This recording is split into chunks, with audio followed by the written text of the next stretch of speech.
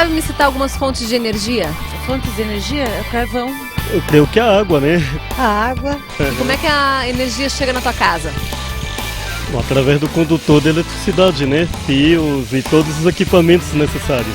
A energia chega na minha casa através dos cabos, da fiação. Através de fios elétricos, energia elétrica no caso, né? Através de cabos de transmissão. Como é que é gerada a energia? Aí depende, né? Se você tem uma usina atômica, você precisa do plutônio. Se você tem uma hidrelétrica, você precisa de água, desnível. Se você quer uma que tem aquelas termoelétricas, né? Você precisa de petróleo, você queima carvão. Através de turbinas que acionam geradores de energia, que geram energia, que são transferidas para as distribuidoras que distribuem energia para as cidades. A energia é gerada nas usinas hidrelétricas. Você acha importante economizar energia? Sim. Faz bom que economizamos no bolso, né?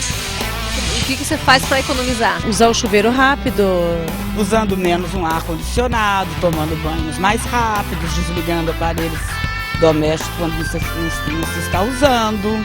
Não deixar a luz acesa sem necessidade, televisão, rádio. Na hora do banho. Desligando as luzes lá em casa e quando sai do quarto, desligar a televisão. Eu acho que a economia de qualquer coisa é importante, né? Energia elétrica, apesar de se utilizar recursos naturais hoje para gerar energia elétrica, né? A necessidade da economia é porque existe uma saturação no sistema de distribuição da energia. Se a gente não economizar, vai faltar, porque toda a energia, pelo menos a maioria da energia que a gente consome vem da água e a gente sabe que a água ela uma hora vai deixar de existir. É fundamental, hoje em dia eu acredito que até as crianças deveriam já aprender isso já desde jovens. Eu economizo energia através de desligar as luzes quando eu saio do quarto, quando eu saio da sala, né? Economizar é importante, que faz bem para o nosso bolso e para o planeta. Olá pessoal, eu sou o professor Duarte e na aula de hoje nós vamos trabalhar um tema extremamente interessante.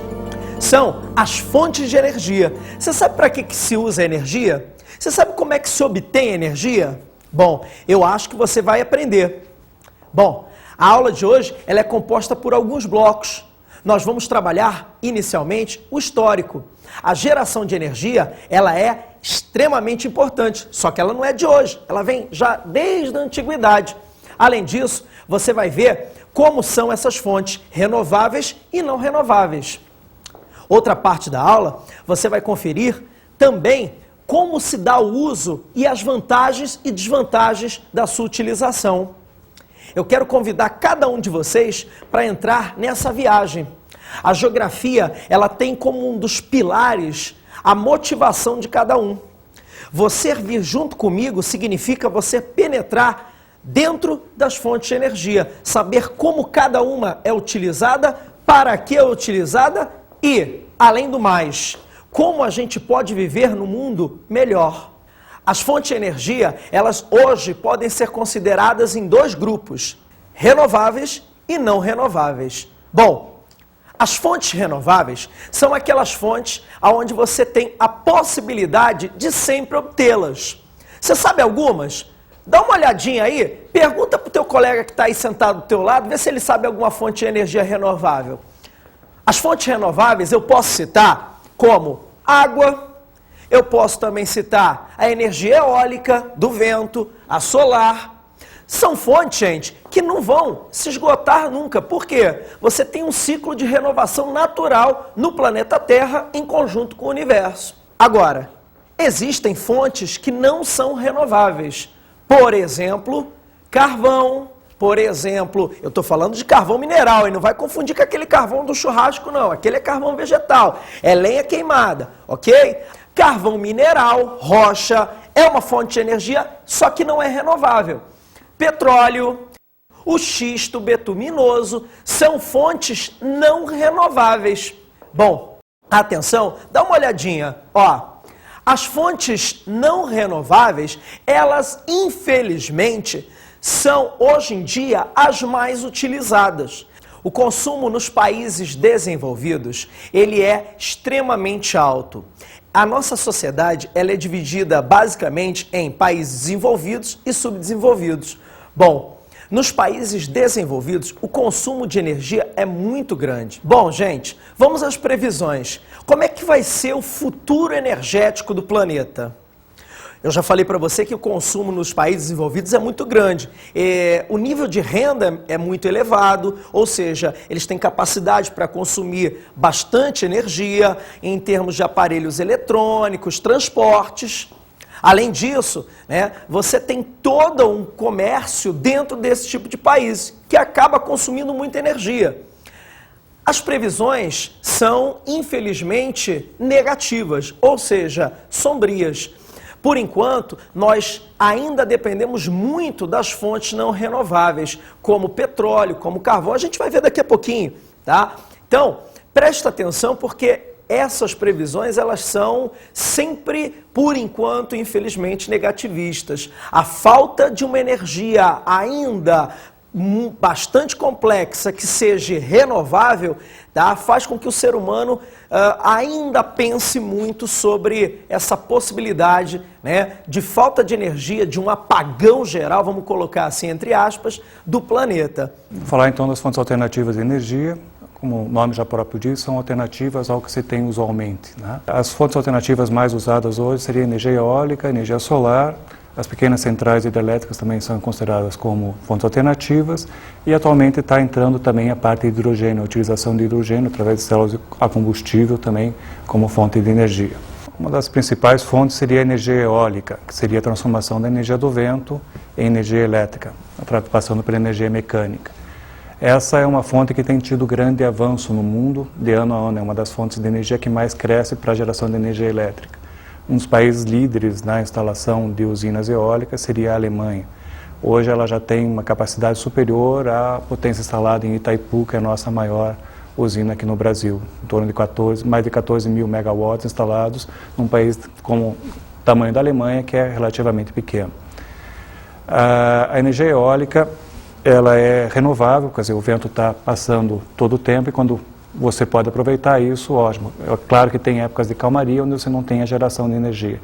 Então, a complicação, o problema da energia eólica é que ela não pode haver o armazenamento da matéria-prima. Quer dizer, o vento passou, se você utilizou ele para gerar energia, ótimo, se não utilizou, paciência, né? Então, sempre que está passando, você está utilizando. No caso do Brasil, nós temos hoje instalado em torno de 29 megawatts e em pequenas usinas aí, como o início da utilização de energia eólica. Existem programas aí ministeriais que envolvem o incentivo para que se cresça e a ideia é que se chegar em pouco tempo a mais de 1.000 megawatts instalado em energia eólica.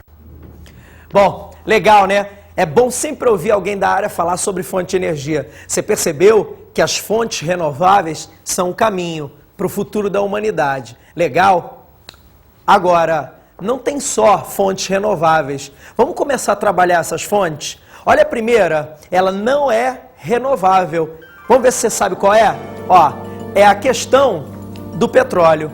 Bom, o petróleo, ele sempre foi muito utilizado pela humanidade. Sempre? Não, claro, óbvio, tá? Ele começa a ser utilizado a partir da sociedade moderna. Agora, o que é petróleo?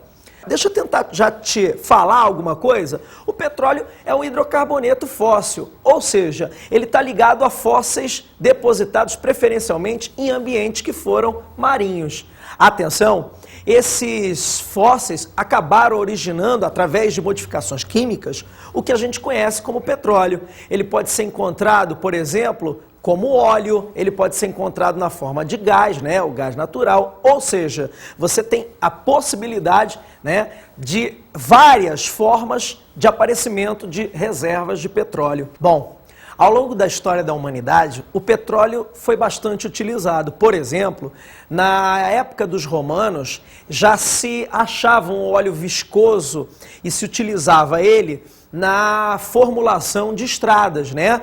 Você tapava buracos e pequenas ligações de pedras naquelas vias romanas com petróleo. Bom, eu falei para você que o petróleo começou a ser formulado e ser mais utilizado na era moderna da humanidade, principalmente depois, né, da segunda Revolução Industrial. o petróleo, a primeira grande reserva, tá, foi descoberta nos Estados Unidos. Ele vai descobrir um poço de petróleo com 21 metros de profundidade em 1859 na Pensilvânia, Estados Unidos. E a partir daí, o petróleo vai se transformar no chamado ouro negro. Bom, ele recebe esse apelido porque o petróleo tem 1001 utilidades. Ele pode ser utilizado como fonte de combustíveis, gasolina, óleo diesel, na indústria, por exemplo, né, de plásticos, até em chiclete, né, a gente encontra petróleo. Ou seja, bom, o petróleo vai ganhar proporções mundiais, principalmente a partir do uso do automóvel, né? Ele, como combustível, passa a ter uma mundialização do seu uso. Bom, eu falei de combustíveis, né? E para falar de combustíveis, nada melhor relacionado a petróleo do que falar das 7 irmãs. As 7 grandes empresas, né, de exploração de petróleo que surgiram no século XIX e início do século XX. As 7 irmãs são a Esso, a Shell, a Texaco, a Mobil, a Chevron, a Gulf e também a British Petroleum. Ou seja, elas formavam um cartel, mais ou menos, que dominou quase que a totalidade da extração de petróleo até os anos 30. A partir dos anos 30, começa um movimento nos países, principalmente, né, nos países como a Argentina, como o Brasil, como o México, a Venezuela, para se criarem companhias nacionais de exploração de petróleo, para combater esse monopólio que as 7 irmãs criaram. Né, o monopólio da extração e o monopólio da distribuição de petróleo mundial, já que elas comandavam o preço da venda da extração, o preço do petróleo cru e também na venda, né, dos derivados, ou seja, do petróleo já refinado. Bom, a partir daí você tem uma região que é essencial quando se fala de petróleo. Galera, não tem como deixar de falar nessa região. Bom, o Oriente Médio, ele é hoje, sem dúvida, vital para a extração de petróleo no planeta. Ele concentra cerca de 60% das reservas mundiais de petróleo. A principal área de extração é, sem sombra de dúvida, a área do Golfo Pérsico. Os países que estão no entorno do Golfo Pérsico, posso citar como exemplos o Iraque, o Irã, o Kuwait, a Arábia Saudita, esta última, por sinal, a que concentra a maior quantidade de reservas de petróleo do planeta. Galera, sem sombra de dúvida, o Oriente Médio é hoje a principal área de reserva e importância de petróleo do planeta. Tem outras. Por exemplo, na América do Sul, você tem a Venezuela. Por exemplo, os Estados Unidos também produzem muito petróleo, mas consomem demais. A Rússia, enfim, outros países. Agora, o Oriente Médio, sem sombra de dúvida, dita as regras do petróleo mundial. Essas regras, elas vão ser bastante complicadas a partir dos chamados choques do petróleo. Bom, os choques do petróleo estão relacionados, mais uma vez, ao Oriente Médio. Essa região aqui, no entorno do Golfo Pérsico, ela vai comandar a extração de petróleo mundial, já falei. Em 73, através de um conflito entre países árabes, que são esses países aqui no entorno do Golfo Pérsico, que produzem petróleo, com Israel, esse conflito vai originar o aumento do preço do petróleo. Por quê? Israel apoiado pelos Estados Unidos na questão com os palestinos. Os palestinos são árabes, irmãos desses países aqui, ó, produtores de petróleo. Atenção, esse conflito entre palestinos e israelenses, os árabes ficam do lado dos seus irmãos, os palestinos, em 1973. E como Israel vence a guerra, atenção, você vai ter, mais uma vez, problemas na região. E qual foi o problema? Um problema gravíssimo de aumento do preço do barril de petróleo em 73. O preço do barril de petróleo dispara porque os árabes vão se unir e vão conseguir aumentar o preço do petróleo. Agora, como é que os árabes conseguiram se unir para aumentar, para definir esse aumento do preço do petróleo? Aí entra uma organização muito importante. Presta atenção, é a OPEP, Organização dos Países Exportadores de Petróleo, da qual, essa organização, os principais países componentes dela são os países justamente árabes, aqueles que têm as maiores reservas. O segundo choque vai se dar em 1979. Você tem a Revolução Fundamentalista Islâmica no Irã. Essa revolução leva ao poder, no Irã, um grande país produtor de petróleo, um homem chamado Ayatollah Khomeini. Esse homem provoca a Revolução Fundamentalista e uma Revolução Fundamentalista Islâmica anti-Ocidente. O Ocidente fica com medo. O Ocidente fica com medo da falta de petróleo, o preço novamente dispara. Bom, você já reparou que o mundo fica dependente, fica refém do Oriente Médio quando se fala em relação a petróleo. E nos anos 80? Nos anos 80, você tem uma queda no preço do petróleo. Por quê? Os grandes países produtores não entram em grandes conflitos, ou pelo menos em novos conflitos. Atenção, você tem uma estabilização do preço do petróleo. O mundo relaxa com relação à à possibilidade de uma crise de petróleo. Atenção, é importante ressaltar que essa paz momentânea, ela vai terminar em 1991, com a Guerra do Golfo. A Guerra do Golfo vai colocar frente a frente o Iraque versus o mundo praticamente todo, comandado pelos Estados Unidos, por um senhor chamado George Bush. Tá? Atenção, esse presidente americano faz a Guerra do Golfo, promove, lidera a Guerra do Golfo contra o Iraque. O mundo mais uma vez teme pela falta de petróleo e os preços disparam. Você reparou que apesar da evolução mundial, o petróleo ainda continua ditando as regras. Por quê? Porque infelizmente, porque não é renovável, a nossa principal fonte de energia. Quem dera que a nossa principal fonte de energia fosse renovável, a gente estaria um pouco mais calmo. Bom, galera, atenção, deu para entender um pouquinho de petróleo, as sucessivas crises, a dependência que a gente tem dele. Atenção, vamos a outras fontes de energia? Carvão, mineral e gás natural são duas outras fontes de energia. São bastante utilizadas principalmente quando o petróleo está em falta. Lembra dos choques do petróleo? Bom, o carvão, sem sombra de dúvida, é o substituto imediato, principalmente nos países do hemisfério norte. Por exemplo, China, por exemplo, Rússia, por exemplo, Estados Unidos, que são grandes produtores de carvão. Ele é o substituto imediato a qualquer falta de petróleo. Bom, o carvão tem um problema muito sério, ele polui bastante o meio ambiente.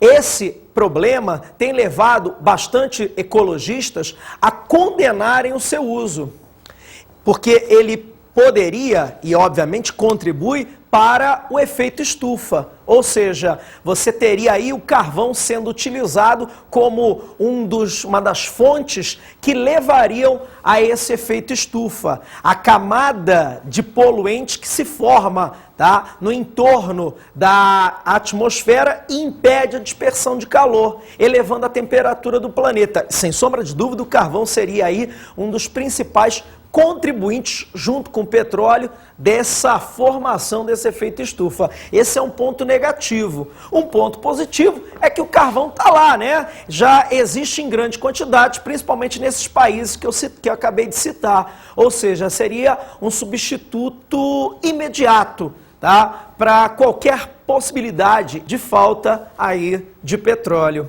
Uma outra opção seria o gás natural. Bom, o gás natural, ele tem algumas vantagens.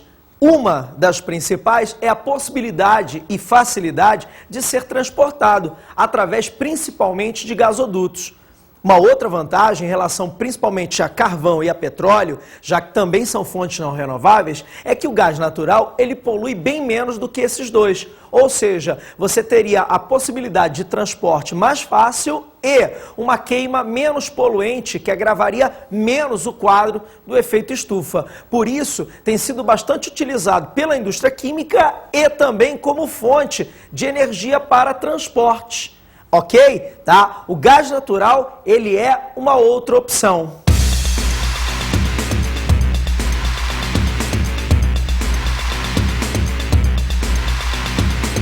Por que você optou para a utilização do gás natural?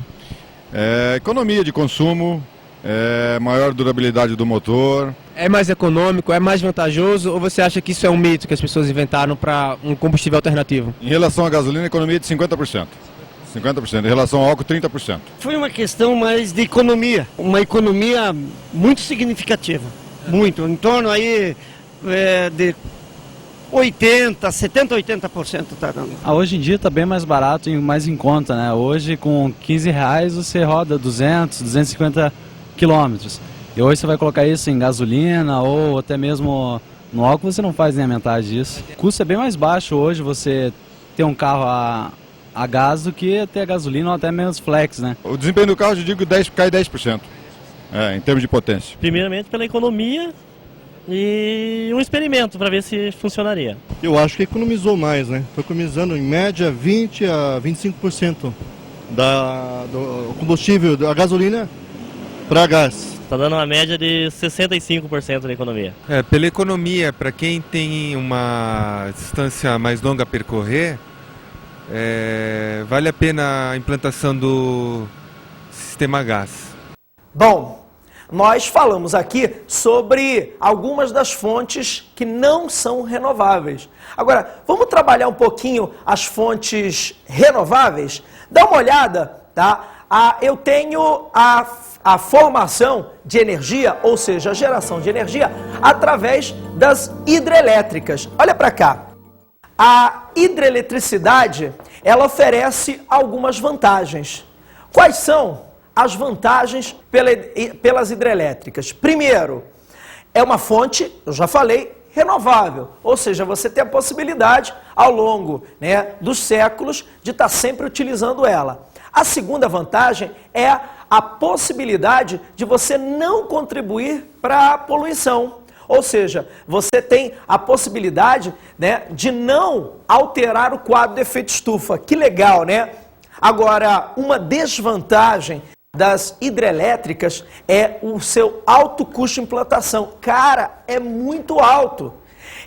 Gente, instalar uma hidrelétrica, construir uma represa, formar um lago, é muito caro, ok? Mas, para países que têm por exemplo, um grande potencial hidrelétrico, como é o caso do Brasil, como é o caso dos Estados Unidos, como é o caso, por exemplo, do Canadá, Rússia, que são países que têm rios de planalto e uma relativa quantidade de dias de sol, que facilitam a evaporação. Isso faz com que você tenha rios com bastante volume de água e a possibilidade de rios de planalto com grande queda de água, gerando energia nessas quedas d'água. Bom, essas são as vantagens e desvantagens do uso da energia hidrelétrica. A termoeletricidade é outra forma de se obter energia elétrica. Bom, a termoeletricidade, ela se constitui na possibilidade de você utilizar a queima de alguns combustíveis, como por exemplo o petróleo, o carvão mineral, o gás natural, ou seja, você pode queimar esses combustíveis e originar energia. Essa energia que está possibilitando aqui a nossa filmagem. Bom, essa energia que faz com que você possa utilizar a sua televisão em casa. Bom, gente, a termoelétrica, ela é vantajosa no sentido de que seu custo inicial de implantação é mais baixo, ou seja, do que a hidrelétrica. Você tem um custo inicial bastante baixo. Outra vantagem é que você pode colocar uma termoelétrica em qualquer espaço que você queira. A hidrelétrica não. A hidrelétrica ela tem que estar associada ao rio. e esse rio tem que ter um bom potencial, né, de queda. A termoelétrica não, gente. A termoelétrica se instala em qualquer lugar, com preferência, é claro, por áreas próximas da área de fornecimento de matéria-prima, carvão, petróleo, enfim, tá? Essas são vantagens, tá, da termoelétrica. Agora, como desvantagens, nós temos também a grande emissão de poluentes. Bom, a termoelétrica, ela vai ser uma das grandes contribuintes para o chamado efeito estufa, junto com petróleo, junto com carvão, né? Essas termoelétricas, elas são grandes poluidoras, percebeu? Tá? Então, e elas dependem de fontes normalmente não renováveis, ou seja, tá? Um dia elas provavelmente, se não houver uma mudança, né, nos padrões energéticos que se tem notícia hoje, as termoelétricas um dia vão ter que parar de funcionar, já que trabalham fundamentalmente com fontes de energia que não são renováveis. Outra fonte utilizada é a energia atômica. Essa energia é uma das mais usadas na atualidade. Ela começou a ser usada com bastante frequência a partir dos anos 50, ou seja, após a Segunda Guerra Mundial. Você sabe como que a gente pode obter a energia nuclear? Uma forma muito complexa de obtenção. Mas para você entender, deixa eu tentar te explicar como é que se obtém energia a partir de hidrelétricas. Você já tem uma noção, né? Você tem o rio vai descer uma corredeira, ou seja, ter uma boa declividade. A partir dessa declividade, o rio movimenta a turbina, essa água represada do rio, né? Tem que se construir uma represa. Movimenta uma turbina e a partir daí, tá, dessa movimentação da turbina, você tem a geração de energia. Bom, nas termoelétricas, o que gera energia é a queima de combustíveis, por exemplo, petróleo, por exemplo, carvão. Essa queima aquece uma caldeira, liberando vapor, e esse vapor movimenta a turbina. Agora, na energia nuclear, o que vai diferenciar é que não são combustíveis queimados e também não é a água que movimenta a turbina. O que vai acontecer é a fissão dos núcleos. Atenção, a fissão dos átomos de urânio. O urânio é um mineral associado à energia nuclear. Você sabia? Você tem a fissão, ou seja, a quebra desses núcleos, né, desses átomos de urânio, e a partir dessa quebra, a liberação de energia.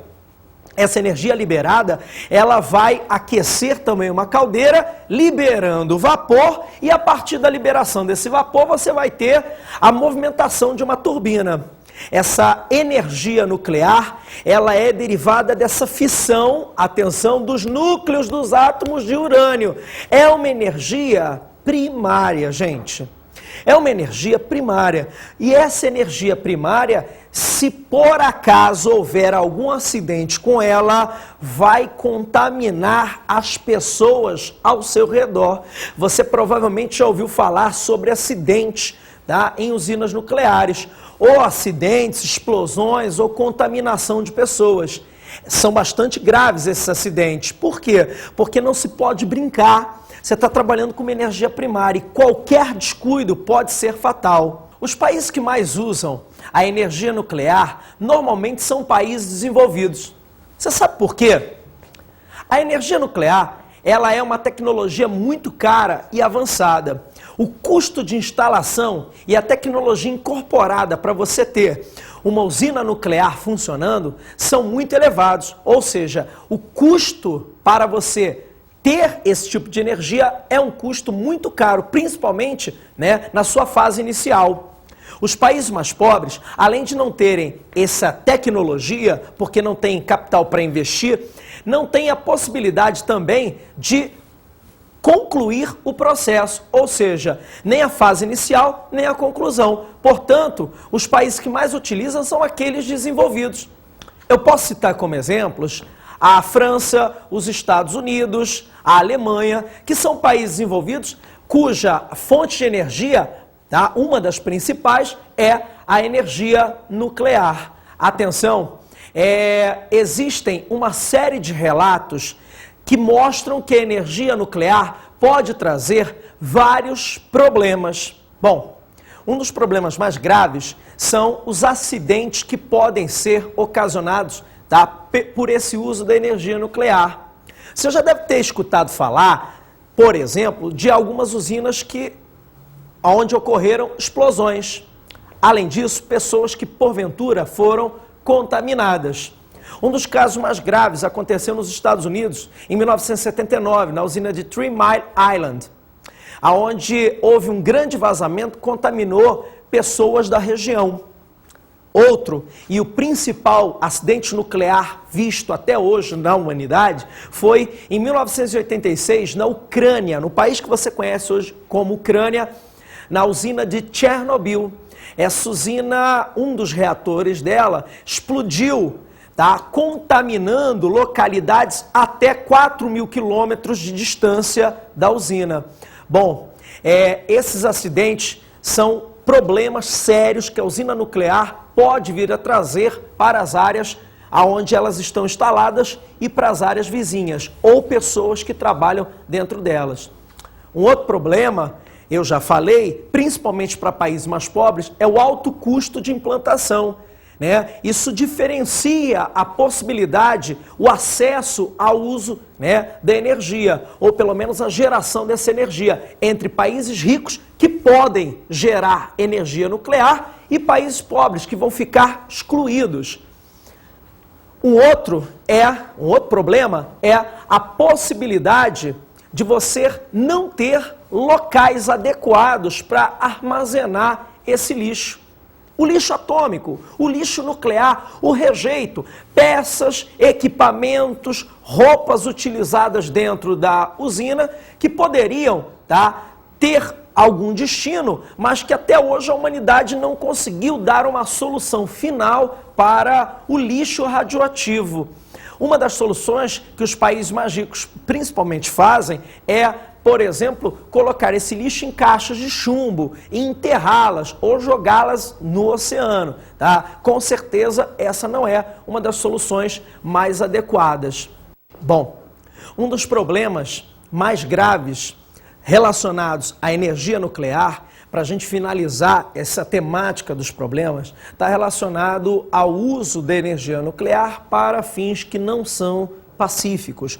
Ou seja, você se utilizar das usinas para fins que não necessariamente têm relação apenas com a geração de energia. Por exemplo, um desses fins é a utilização da energia nuclear, o urânio, para a formação de ogivas que vão compor a bomba atômica, a tão falada bomba atômica.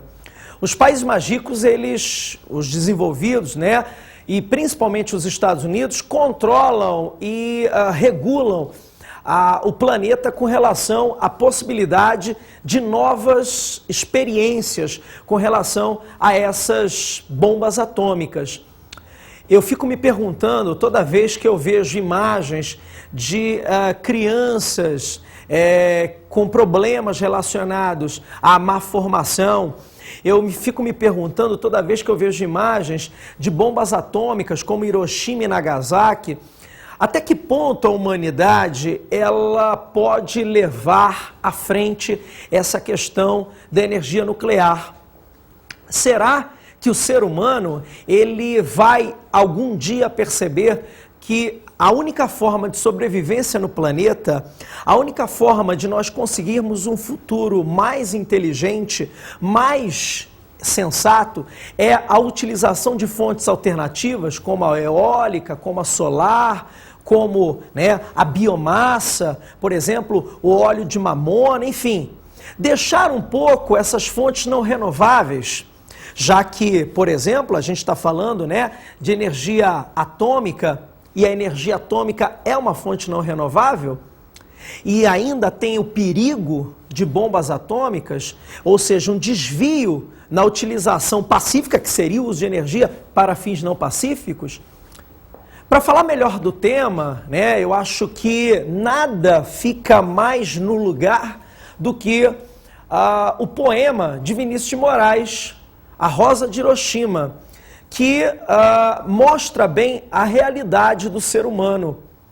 A realidade de um ser humano que ansia, né, que quer energia, mas que não está no momento, infelizmente, ainda sabendo a melhor maneira de buscá-la. Pensem nas crianças mudas, telepáticas.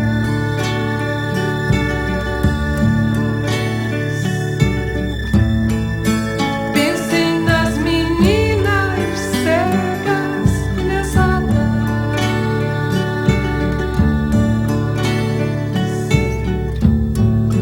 pensem nas mulheres rotas alteradas.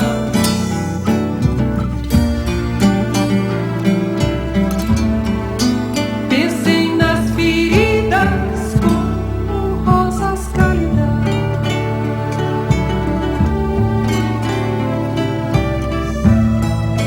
Mas só não se esqueçam da rosa, da rosa.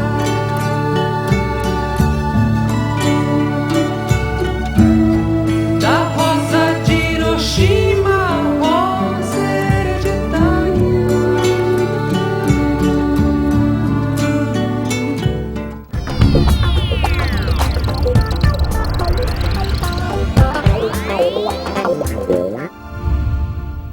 Olá, galera! Como dica de estudo para aula sobre energia ou fonte de energia, você pode trabalhar com sites da internet. É só digitar a palavra energia e você vai ter vários sites que falam sobre o tema. Além disso, você pode utilizar jornais e revistas especializados no tema. E uma boa dica para quando você estiver em casa é listar as vantagens e desvantagens de cada tipo de energia, ok? O professor Duarte manda um grande abraço no coração de cada um. Tchau!